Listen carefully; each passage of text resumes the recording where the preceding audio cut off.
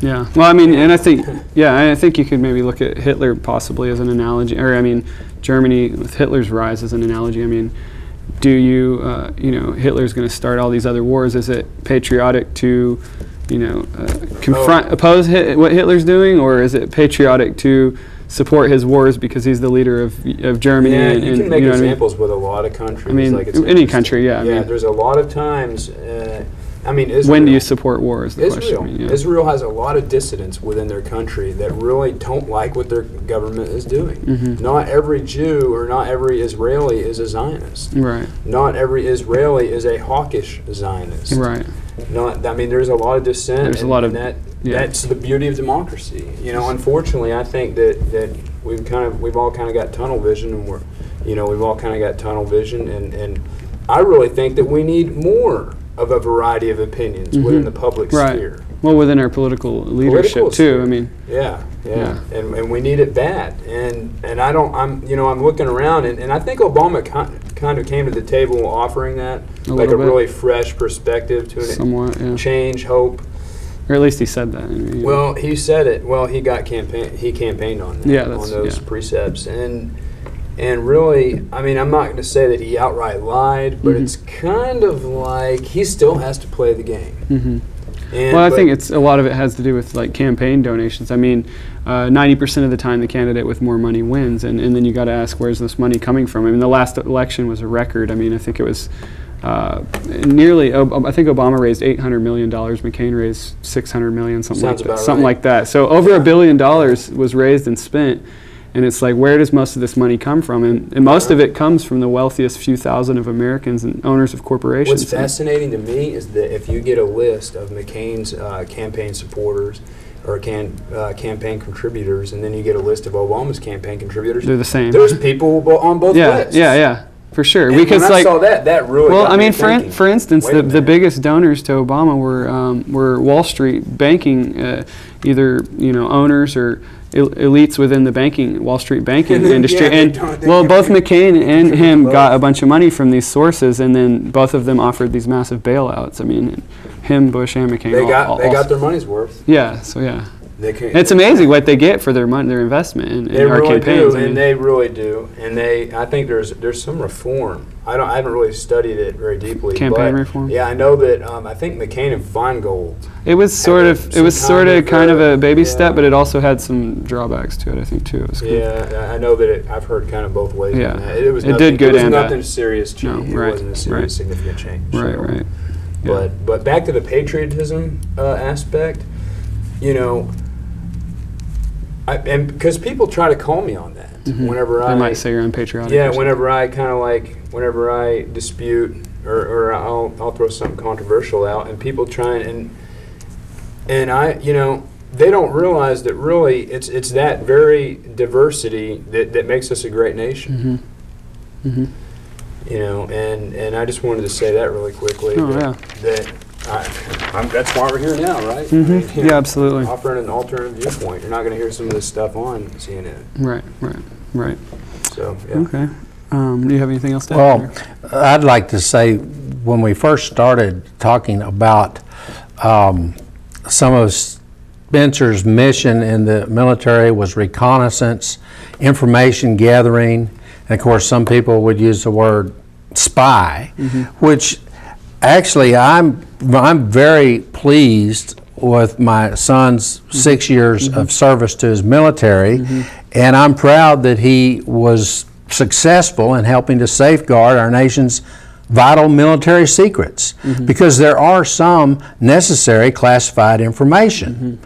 It's important that we delineate between necessary classified information and then maybe hundreds of words like the Ellsberg files back in the late 60s and 70s that ended up getting involved with Watergate, and eventually Nixon was brought down because of a misuse of power and trying to classify or at least restrict information too much. I think we need to take another look at that as well, the whole Nixon thing. Well, that's one of the dangers in terms of excessive secrecy and things like that, because, I mean, a lot of times spying, warrantless wiretapping, these kinds of things, invasions of privacy, a lot of times in many nations around the world, like these kinds of actions often can be sort of spying on the opposition, like political opposition. So you know what they're going to do, and you can better be able to undermine their ability to obtain power or something. Yeah, there are. I mean, there are. Don't get me wrong. There are checks and balances in place. I'm not trying to say right. that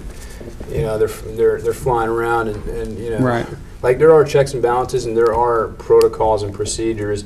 And like I don't have any reason to believe that the people up at the top, the people that are planning and coordinating some of these things, would do this. Mm-hmm. I mean, I'm not just trying to say that. What I'm saying is that the door is open for a huge. I mean, you think Nixon was bad? Mm-hmm.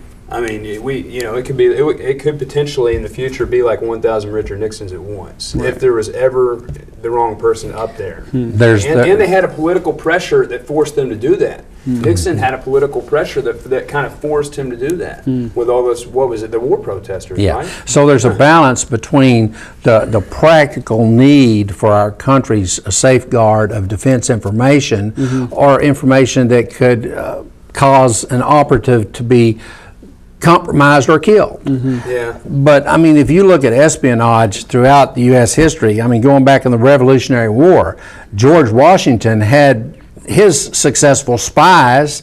I mean, Benedict Arnold was trying to, go the other way and spy for the enemy. So espionage and spying has its place, and it's not anything for someone to be ashamed of in the proper balance. The Civil War, you know that the generals at Gettysburg and other generals throughout the Civil War had good information that helped either the South or the North. I'm glad you made that point, but I think I can distinguish now from then in that really, for one thing, we're not at war. Well, I mean, we are technically at war, but it's not. In other words, I don't think there's necessarily a necessity to develop these technologies to the extent that they're being developed. I mean, this stuff is scary. Some of it's downright scary, and it's getting to the point to where it's phantom. Like you can't really even detect it if it's going on.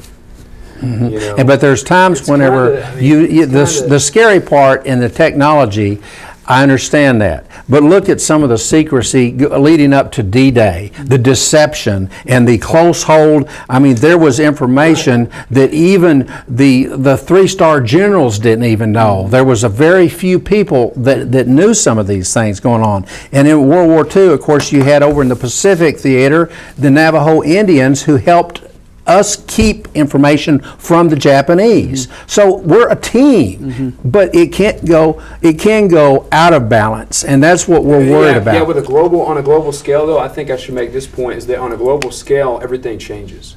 Like with a war, everything is so defined, and the boundaries are really, it's kind of black and white. The boundaries, it's pretty obvious who's doing what against who. On a global scale, I think things get a lot more tricky and complicated.